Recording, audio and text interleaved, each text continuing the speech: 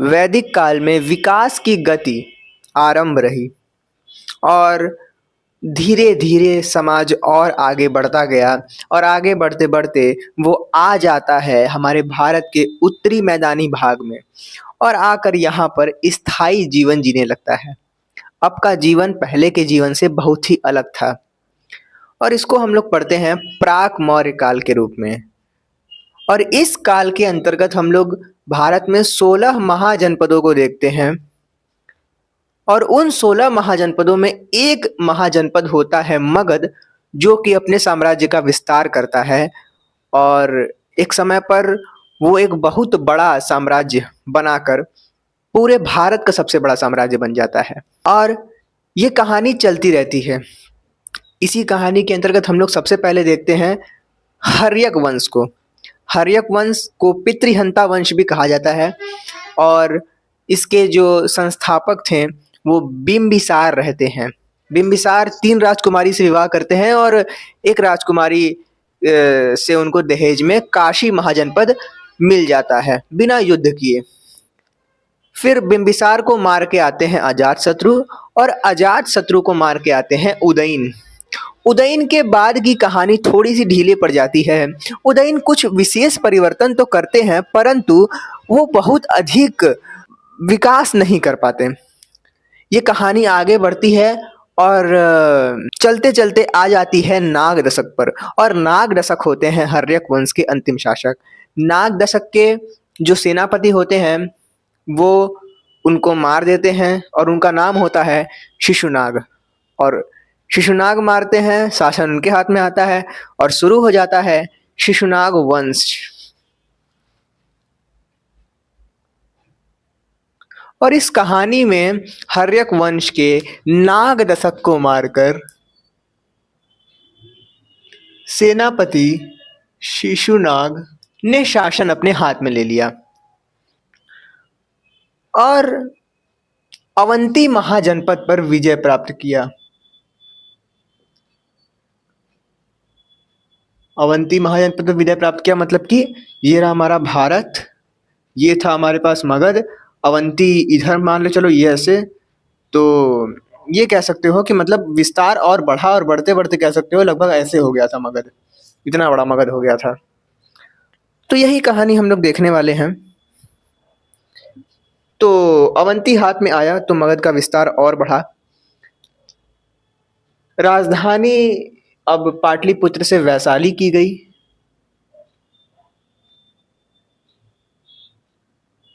वैशाली की गई।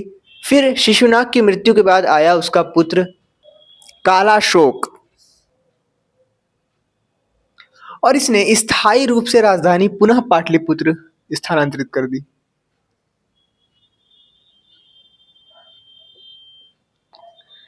तीन सौ तिरासी बीसी में द्वितीय बौद्ध संधि का आयोजन भी इसने कराया। खैर ये सब तो ठीक था। धीरे धीरे हमारा जो शिशुनाग वंश है उसका पतन हो गया, मतलब धीरे धीरे ये समाप्त हो गया और एक नया निम्न जाति का वंश या फिर निम्न कुल का एक वंश निकल कर आया जिसका नाम था नंद वंश। और इसको पढ़ना बहुत ही इम्पोर्टेंट है क्योंकि यहीं से निकलते हैं हमारे चाणक्य। निकलते क्या हैं, यहीं से होता है अखंड भारत के निर्माण का शुरुआत। नंद वंश की बात करें तो शिशुनाग वंश के बाद नंद वंश आता है और नंद वंश के प्रथम निम्न कुल का वंश होता है ये और प्रथम संस्थापक होते हैं महापद्मानंद।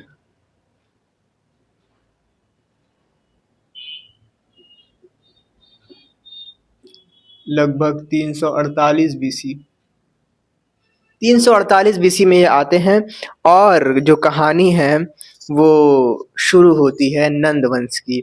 इनकी उपाधियों की बात करें तो सर्वक्ष तांत्रक एक राट की उपाधि और कलिंग पर विजय इन्होंने प्राप्त किया। बाद में इनके पुत्र धनानंद गद्दी पर बैठे। धनानंद गद्दी पर बैठे और धनानंद से ही हम लोग की कहानी मैं बताता हूँ इसके बाद क्या हुआ। धनानंद बहुत ही क्रूर राजा था।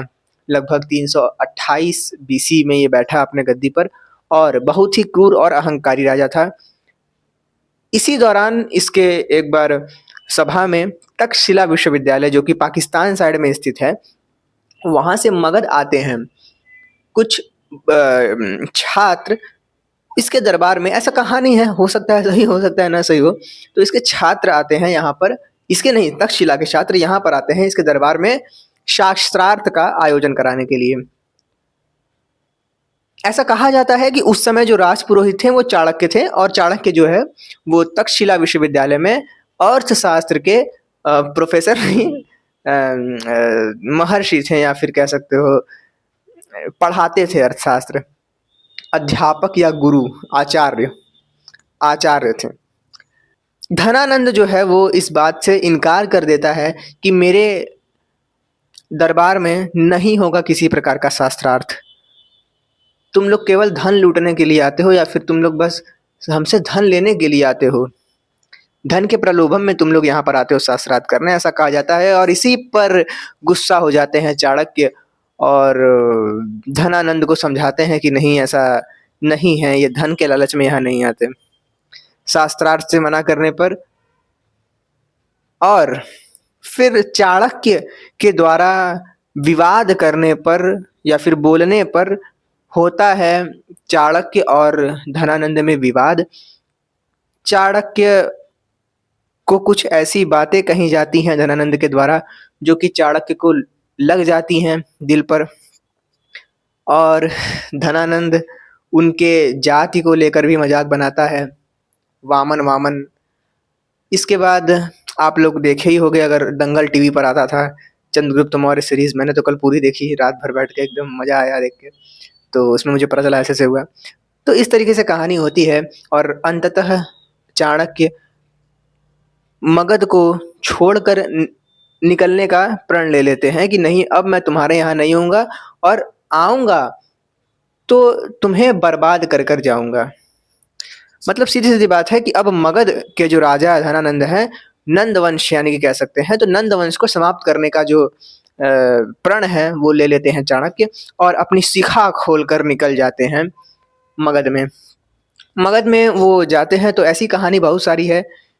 एक बच्चे से उनकी मुलाकात होती है, सीधे सीधे समझो, जो कि जिसकी प्रतिभा देखकर वो एकदम हैरान रह जाते हैं, और उस लड़के में उनको दिखता है एक अखंड भारत का शासक या फिर सम्राट।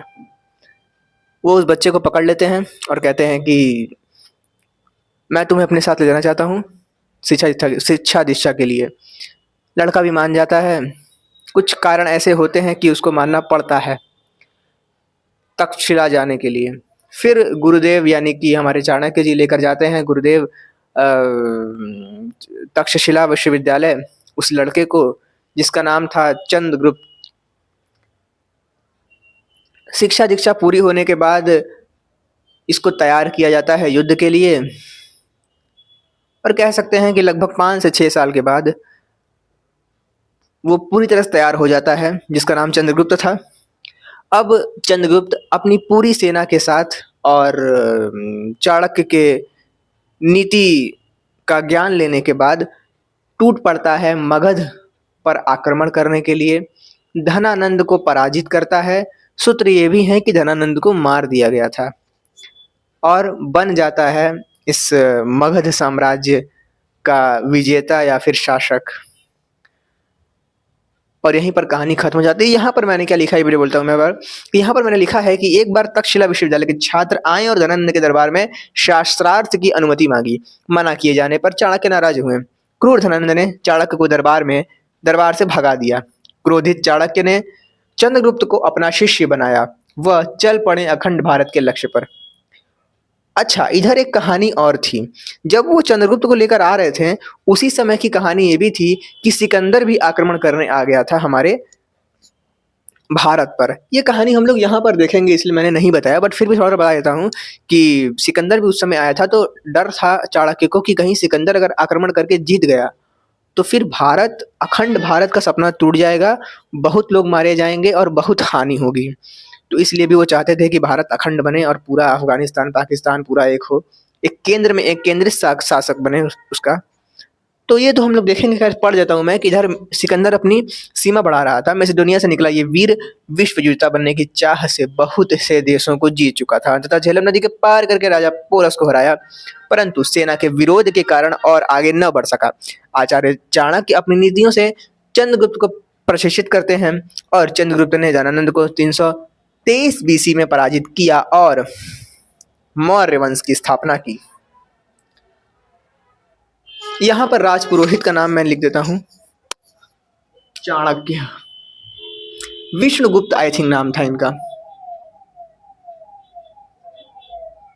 चाणक्य का असली नाम विष्णुगुप्त था आई थिंक। खैर आगे बढ़े तो अब हम लोग देखने वाले हैं एक टॉपिक जिसका नाम है प्राक मौर्य काल में विदेशी आक्रमण। प्राक मौर्य काल के अंतर्गत विदेशी आक्रमण होंगे, उसको भी देख लेते हो, अच्छा रहेगा। ईरानी आक्रमण की बात करें तो ईरानी आक्रमण होता है लगभग 516 बीसी में डेरियस प्रथम के द्वारा। 516 बीसी में डेरियस, अरे बाप रे बाप, डेरियस, जिसको हिंदी में दारा कहते हैं, फर्स्ट के द्वारा ने भारत पर आक्रमण किया। और भारत का जो हमारा ये एरिया है, जैसे कह सकते हो, हालांकि उस समय भारत ऐसा नहीं था, भारत तो पूरा पाकिस्तान सब था, बट अभी के बाद से देखा जाए तो जो अभी का भारत है कुछ इस टाइप का, ऐसा है ना हमारा भारत।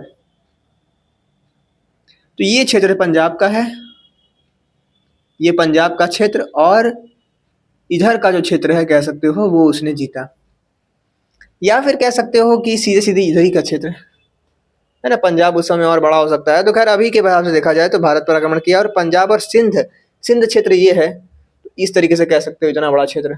और इधर पोरस का क्षेत्र था यहाँ पर। तो खैर बात करते हैं आगे थोड़ा सा। मैं भारत बना देता हूँ, उससे ज़्यादा अच्छे समझ में आएगा। वर्ल्ड मैप की बात करें तो हमारा भारत कुछ इस तरीके से लाई करता था क्या है मतलब।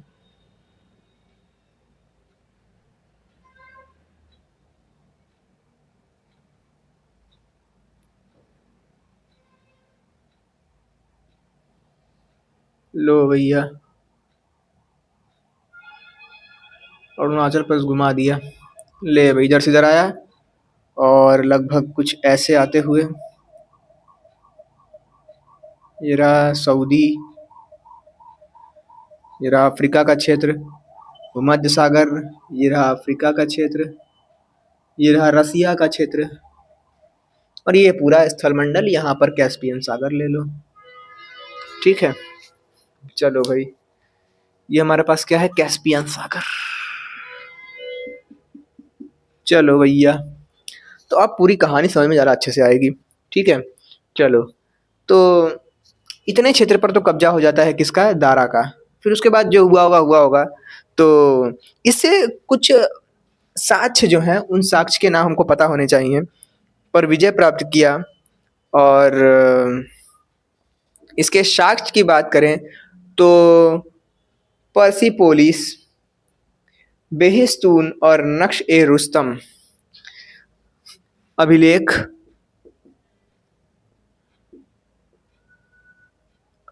पर्सिपोलिस,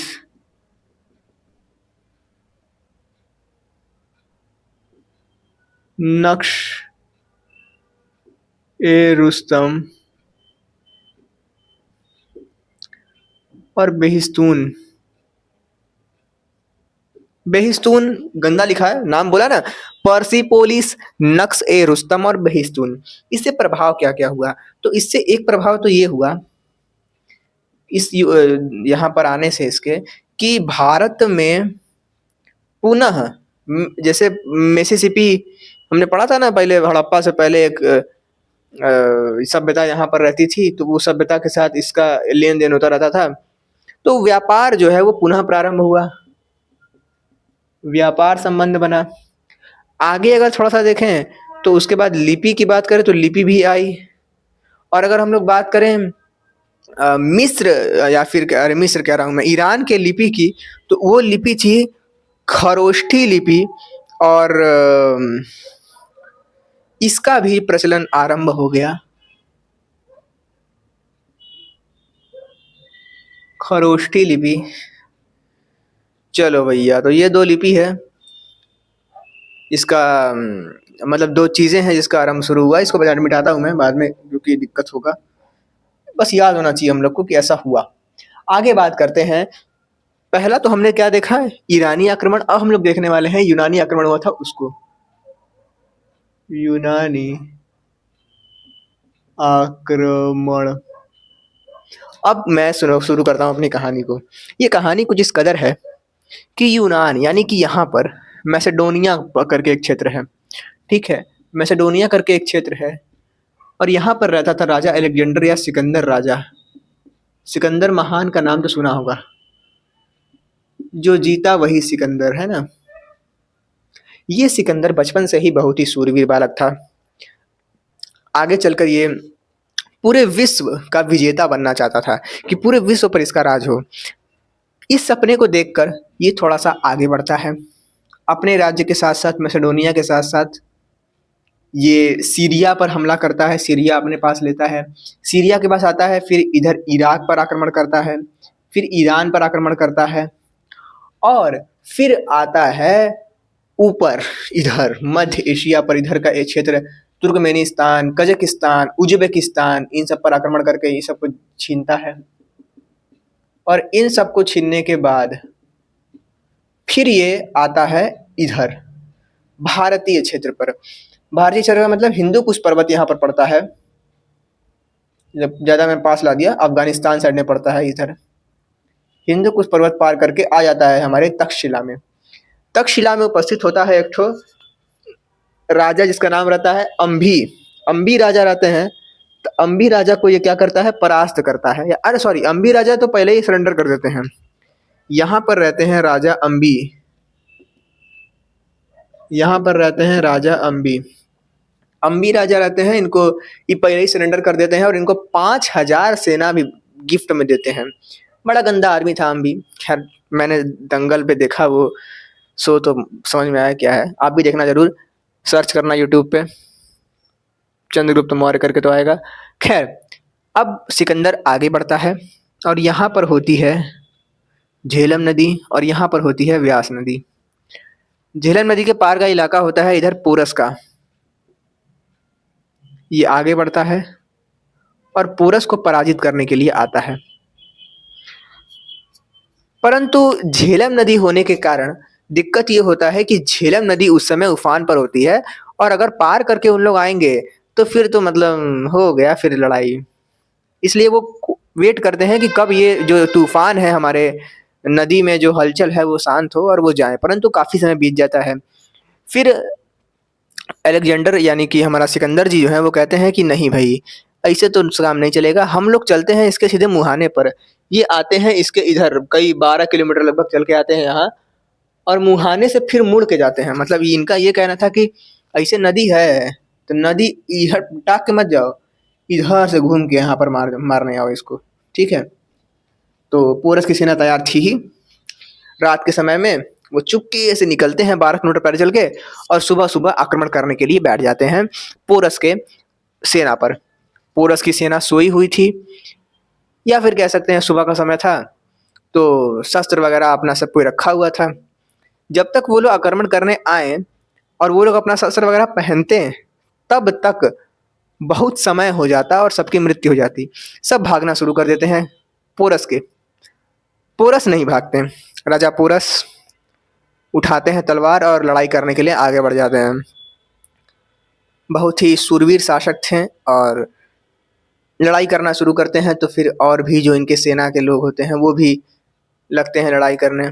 और क्योंकि पोरस के सेना के पास हाथी होती है तो हाथी युद्ध गेम चेंजर उस समय होता था, तो हाथी के कारण गेम चेंज हो जाता है और सिकंदर की सेना हारने लगती है। अब क्या होता है, अब कहानी थोड़ी सी और आगे बढ़ती है। बारिश होने लगता है और बारिश के कारण दलदल हो जाता है। दलदल के कारण हाथी जो है वो उसका पैर दलदल में फंस जाता है और वो उतने अच्छे से काम नहीं कर पाते हैं। सिकंदर की सेना हारी पड़ती है और पोरस को हरा देती है। दूसरे दिन जब पोरस से पूछा जाता है कि तुमको मैंने हराया है, तुम्हारे साथ क्या किया जाए? तो पोरस कहते हैं, तुम वही करो मेरे साथ जो एक जीता हुआ राजा एक हारे हुए राजा के साथ करता है। सिकंदर इस बात पर खुश होता है और पोरस को गले मिलता है और कहता है कि चलो तुमको तुम्हारा राज्य लौटा दिया। अब वो आगे बढ़ता है व्यास नदी के पास। अब तक वो इतना जीता उता लड़ाई करने के बाद वो नहीं थका, मगर उसकी सेना थक चुकी होती है। वो कहती है कि हम लोग मैसेडोनिया से आए थे, यूनानी कितने खत्म हो गए हमारे, अब हम अपने घर जाकर थोड़ा मिलना चाहते हैं, अब हमें थोड़ा शांति चाहिए। सिकंदर समझाता है परंतु ये लोग नहीं मानते। अब सिकंदर को वापस लौटना पड़ जाता है। अगर वो मगध से लड़ता तो ये बहुत बड़ी हार हो सकती थी भारत के लिए, परंतु ऐसा नहीं होता है। सिकंदर लौट जाता है और यहीं से हमारी कहानी भी खत्म हो जाती है आज के लेक्चर की। एक बार फिर से देखते हैं हम लोग।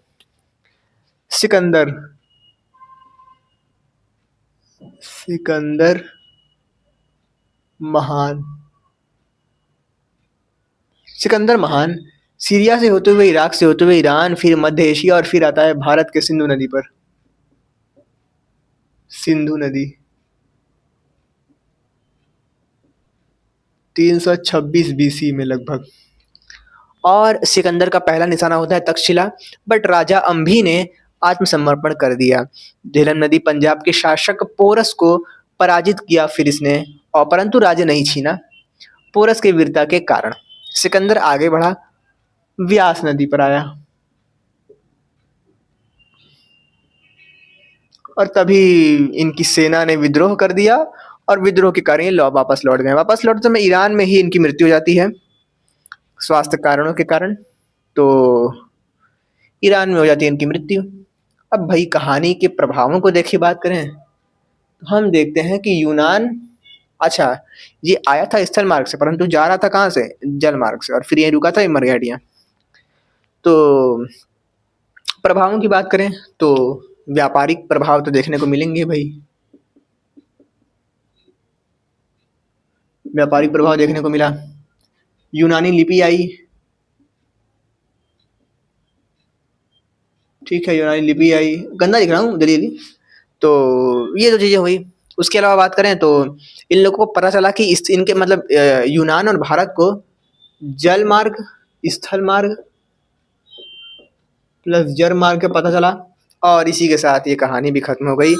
और फिर आते हैं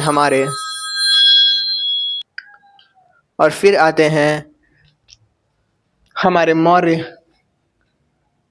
चंद्रगुप्त मौर्य जी, और पूरा एकदम यहाँ से पूरा इनका राज होता है, इतना पूरा अखंड, नीचे नहीं यहाँ तक, ये पूरा पूरा अखंड भारत होता है इनका, ये पूरा उनका राज होता है चंद्रगुप्त मौर्य का। इस कहानी को हम लोग अगली वीडियो में देखेंगे। तब तक धन्यवाद दोस्तों, मिलते हैं नेक्स्ट वीडियो में।